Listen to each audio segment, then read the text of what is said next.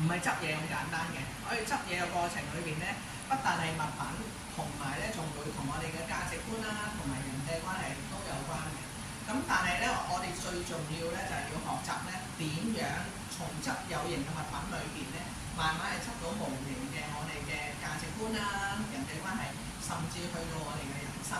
咁我哋點樣做咧？首先都真係有形去到無形啦。咁我哋執有形嘅嘢咧，都唔係話求其執嘅。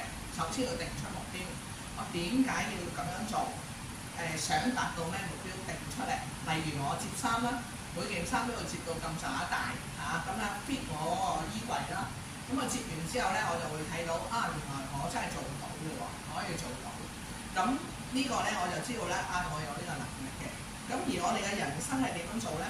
首先我要回顧翻我哋嘅人生，知道乜嘢對我哋人生好重要嘅。咁我好喜歡用我的故事本啦，我哋揾出我哋人生咧好值得記低嘅，我哋有特別深印象嘅16件事。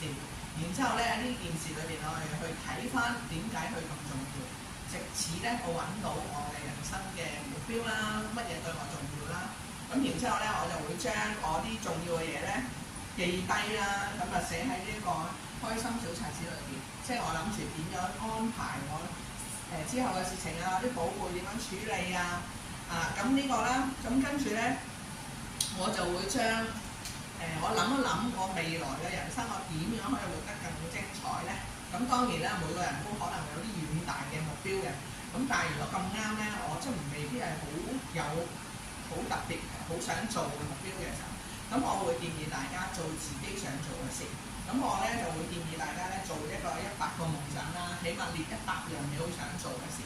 咁然之後咧，當有人叫我做一啲事情嘅時候咧，我就睇睇啦。咦，原來我呢本書裏邊有列喎，咁咪可以做咯。咁但係如果係冇列出嚟咧，咁唔好意思啦，我計劃裏邊冇呢件事。咁我咧就可以咧好堅決咁樣咧 say no 啦，即係話俾你聽我唔得閒咁但係當然咧，如果嗰件事我真係好想做，我就寫落去。咁咧寫落去咧，然之後咧我就去做。咁去到今時今日咧，我已經列咗198個夢想啦，完成咗143個。咁可能咧我未達到一個話好豐盛嘅人生，但係起碼我所有嘅日子咧都係做緊我想做嘅嘢。就好似我嘅人生咁，我知道咗有乜嘢係我想做嘅，我就努力去做。咁我會覺得咧，我呢個人生咧真係活得好豐富、好開心嘅。咁呢個咧亦都係我講嘅有形，即係有形咧，我真係都列出嚟啦，或者好似我咁而家寫本書啦，寫咗將佢內容寫咗出嚟啦。咁然之後咧，大家都